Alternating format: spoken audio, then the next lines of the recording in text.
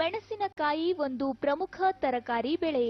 ಮೆಣಸಿನಕಾಯಿಗೆ ಅಂತಾರಾಷ್ಟ್ರೀಯ ಮಾರುಕಟ್ಟೆಯಲ್ಲಿ ಉತ್ತಮ ಬೇಡಿಕೆ ಇರುವುದರಿಂದ ರೈತರು ಗುಣಮಟ್ಟದ ಮೆಣಸಿನಕಾಯಿಯನ್ನ ಬೆಳೆದು ಹೆಚ್ಚಿನ ಲಾಭವನ್ನ ಪಡೆಯಬಹುದಾಗಿದೆ. ಆದರೆ ಮೆಣಸಿನಕಾಯಿ ಬೆಳೆಯಲ್ಲಿ ಕಂಡುಬರುವ ರೋಗ ಮತ್ತು ಕೀಟಗಳ ಬಾಧೆಯಿಂದಾಗಿ ಬೆಳೆಯ ಇಳುವರಿ ಕುಂಠಿತಗೊಳ್ಳುತ್ತಲಿದ್ದು, ರೈತ ಬಾಂಧವರು ರೋಗ ಮತ್ತು ಕೀಟಗಳನ್ನ ನಿಯಂತ್ರಿಸುವುದರ ಕಡೆಗೆ ಹೆಚ್ಚಿನ ಗಮನ ಹರಿಸಬೇಕಾಗುತ್ತದೆ. ಮೆಣಸಿನಕಾಯಿ ನಮ್ಮ ಉತ್ತರ ಕರ್ನಾಟಕ ಭಾಗದ ಒಂದು ಪ್ರಮುಖ ವಾಣಿಜ್ಯ ಬೆಳೆ ಆಗಿರುತ್ತೆ. ಈ ಒಂದು ವಾಣಿಜ್ಯ ಬೆಳೆ, ಪ್ರಮುಖವಾದಂಥ ವಾಣಿಜ್ಯ ಬೆಳೆ, ಇದನ್ನು ನಾವು ಹಸಿಮೆಣಸಿನಕಾಯಿಗೆ ತರಕಾರಿಯಾಗಿ ಬಳಸ್ತೀವಿ ಅಥವಾ ಒಣ ಮೆಣಸಿನಕಾಯಿ ಅಂತ ಬಳಸ್ತೀವಿ. ಈ ಒಂದು ಮೆಣಸಿನಕಾಯಿ ನಮ್ಮ ದೇಶದ ಒಂದು ರಫ್ತಾಗ್ತಕ್ಕಂತಹ ಒಂದು ಪದಾರ್ಥನೂ ಸಹ ಆಗಿದೆ. ಹಾಗಾಗಿ ವಾಣಿಜ್ಯಿಕವಾಗಿ ಇದಕ್ಕೆ ಬಹಳಷ್ಟು ಬೆಲೆ ಇರುತ್ತೆ. ಇಂತಹ ಒಂದು ತರಕಾರಿ ಬೆಳೆಗೆ ಹಲವಾರು ಕೀಟ ಮತ್ತು ರೋಗಗಳ ಬಾಧೆ ಸಾಕಷ್ಟು ಬರುತ್ತೆ.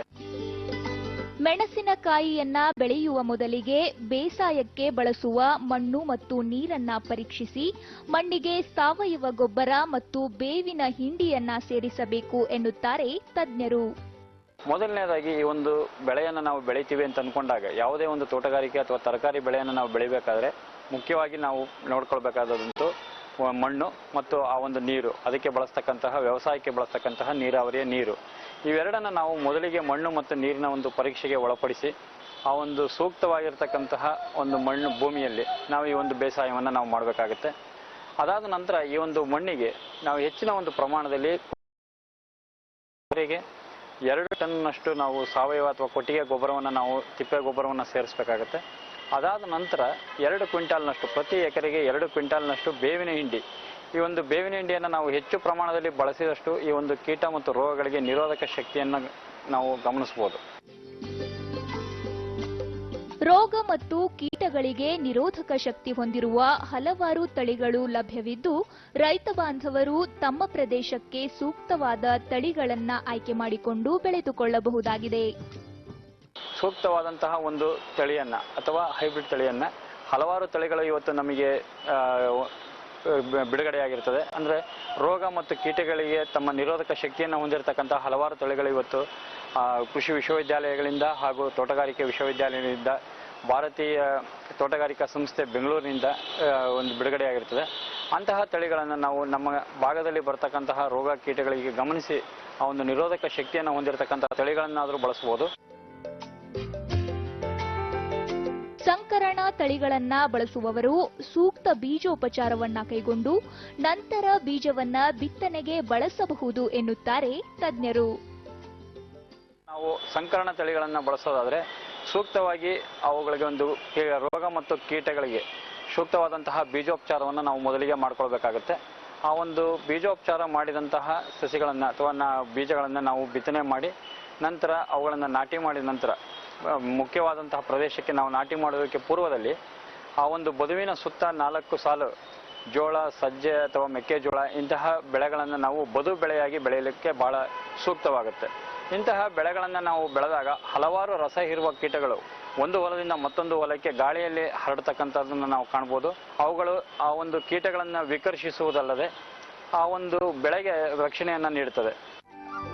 ರಸಹೀರುವ ಕೀಟಗಳ ಹತೋಟಿಗೆ ನೀಲಿ ಬಣ್ಣದ ಅಂಟುಬಲೆಗಳನ್ನ ಅಳವಡಿಸಿಕೊಳ್ಳುವುದು ಸೂಕ್ತವಾಗಿದ್ದು, ಈ ಬಗ್ಗೆ ತಜ್ಞರು ಹೆಚ್ಚಿನ ಮಾಹಿತಿಯನ್ನ ನೀಡಲಿದ್ದಾರೆ. ಎಲ್ಲೆಲ್ಲಿ ತ್ರಿಪ್ಸ್ ನುಷಿಯ ಹಾವಳಿ ಬಹಳ ಇರುತ್ತೆ ಅಲ್ಲಿ ಒಂದು ಎಕರೆಗೆ 15ರಿಂದ 20 ನೀಲಿ ಬಣ್ಣದ ಒಂದು ಇದನ್ನ ನಾವು ಅಂಟು ಬಲೆಗಳನ್ನು ಹಚ್ಚಬೇಕಾಗುತ್ತೆ. ಇದನ್ನ ರೈತರು ಸ್ವತಃ ತಾವೇ ಸಹ ನಮ್ಮ ವ್ಯಾಪ್ತಿಯಲ್ಲಿ ತಯಾರು ಮಾಡ್ಕೊಳ್ಬಹುದಾಗಿರುತ್ತೆ. ಇದನ್ನ ಬಹಳ ಸರಳವಾಗಿ 1 ಬೈ 1 ಅಡಿ ಉದ್ದ 1 ಅಡಿ ಅಗಲದ ಒಂದು ಜಿಂಕ್ ಶೀಟ್ನಿಂದಾಗಿ ಅಥವಾ ತಗಡಿನಿಂದ ಆ ಒಂದು ಬೋರ್ಡನ್ನು ಕಟ್ ಮಾಡಿಕೊಂಡು ಕತ್ತರಿಸ್ಕೊಂಡು ಅದಕ್ಕೆ ನೀಲಿ ಬಣ್ಣವನ್ನು ಲೇಪಿಸಿ ಒಣಗಿದ ನಂತರ ಅದಕ್ಕೆ ಹಳ್ಳಿಯಲ್ಲಿ ಸಾಧಾರಣವಾಗಿ ಸಿಗ್ತಕ್ಕಂತಹ ಒಂದು ಔಡ್ಲೆ ಎಣ್ಣೆ ಆಗಿರ್ಬೋದು ಅಥವಾ ಯಾವುದೇ ಒಂದು ವಾಹನದ ಗ್ರೀಸ್ ಎಣ್ಣೆ ಅಥವಾ ಬಳಕೆ ಆಗಿರತಕ್ಕಂತಹ ಟ್ರ್ಯಾಕ್ಟರ್ನ ಆಯಿಲ್ನಂತಹ ಯಾವುದೇ ಒಂದು ಅಂಟು ಪದಾರ್ಥವನ್ನು ಅದಕ್ಕೆ ಬಳದು ಗಾಳಿಗೆ ಎದುರಾದ ದಿಕ್ಕಿನಲ್ಲಿ ಅಥವಾ ಗಾಳಿಯ ಯಾವ ದಿಕ್ಕಿನಲ್ಲಿ ಬೀಸುತ್ತೆ ಆ ದಿಕ್ಕಿಗೆ ಅನುಗುಣವಾಗಿ ನಾವು ಇಂತಹ ಬಲೆಗಳನ್ನು ಒಂದು ಎಕರೆಗೆ 15ರಿಂದ 20 ಬಲೆಗಳನ್ನು ನಾವು ನೆಟ್ಟಾಗ ಗಾಳಿಗೆ ಆಕರ್ಷಣೆಗೊಂಡಂಥ ಅಥವಾ ಗಾಳಿಯಲ್ಲಿ ಪಸರಿಸಿಕೊಂಡು ಬರ್ತಾ ಇರತಕ್ಕಂತಹ ನುಷಿಗಳು ಆ ಒಂದು ಬಲೆಗೆ ಆಕರ್ಷಣೆಗೊಂಡು ಅಲ್ಲಿಯೇ ಅವುಗಳ ಒಂದು ಅಥವಾ ಹತೋಟಿ ಆಗುತ್ತೆ ಅಥವಾ ನಿಯಂತ್ರಣ ಆಗುತ್ತೆ. ಇದನ್ನು ನಾವು ಕಾಣಬಹುದು. ಮತ್ತು ಮೆಣಸಿನಕಾಯಿಯನ್ನು ನಾವು ನಾಟಿ ಮಾಡುವ 15 ದಿವಸಗಳ ಪೂರ್ವದಲ್ಲಿ 15 ಸಾಲಿಗೆ ಒಂದು ಸಾಲು ಅಥವಾ 25 ಸಾಲಿಗೆ 2 ಸಾಲು ಚೆಂಡು ಹೂವನ್ನು ನಾವು ನಾಟಿ ಮಾಡಿದಾಗ ಈ ಒಂದು ಥ್ರಿಪ್ಸ್ ನುಷಿಗಳು ಹೆಚ್ಚಾಗಿ ಆ ಒಂದು ಹಳದಿ ಹೂವಿಗೆ ಆಕರ್ಷಣೆಗೊಂಡು ಅದರಲ್ಲಿ ತಮ್ಮ ಜೀವನವನ್ನು ಪ್ರಾರಂಭ ಮಾಡ್ತವೆ. ಇಂತಹ ಒಂದು ಸಂದರ್ಭದಲ್ಲಿ ಆ ಹೂವುಗಳನ್ನು ನಾವು ಗಿಡದಿಂದ ಬಿಡಿಸ್ಕೊಳ್ಳೋದ್ರಿಂದ ಅಥವಾ ಯಾವುದೇ ಒಂದು ಸಸ್ಯ ಸಂರಕ್ಷಣಾ ಕ್ರಮಗಳನ್ನು ಕೇವಲ ಆ ಒಂದು ಚೆಂಡು ಹೂವಿನ ಗಿಡಗಳ ಮೇಲೆ ಕೈಗೊಳ್ಳೋದ್ರಿಂದ ನಮ್ಮ ಬೆಳೆಯಲ್ಲಿ ಯಾವುದೇ ಒಂದು ರಾಸಾಯನಿಕ ಶೇಷಾಂಶ ಉಳಿಯೋದು ಕಡಿಮೆ ಆಗುತ್ತೆ ಹಾಗೂ ಆರ್ಥಿಕವಾಗಿ ಈ ಒಂದು ಕೀಟವನ್ನು ನಾವು ನಿಯಂತ್ರಣ ಮಾಡ್ದಂಗಾಗುತ್ತೆ. ಮೆಣಸಿನಕಾಯಿಯನ್ನ ಬೆಳೆಯಲು ಇಚ್ಛಿಸುವ ರೈತ ಬಾಂಧವರು ತಜ್ಞರು ತಿಳಿಸಿರುವ ಎಲ್ಲ ಕ್ರಮಗಳನ್ನ ಅನುಸರಿಸಿದ್ದೇ ಆದಲ್ಲಿ ರೋಗ ಮತ್ತು ಕೀಟಗಳನ್ನ ಯಶಸ್ವಿಯಾಗಿ ನಿಯಂತ್ರಿಸಿ ಉತ್ತಮ ಗುಣಮಟ್ಟದ ಇಳುವರಿಯನ್ನ ಪಡೆಯುವುದರ ಜೊತೆಗೆ ಹೆಚ್ಚಿನ ಲಾಭವನ್ನ ಗಳಿಸಬಹುದಾಗಿದೆ.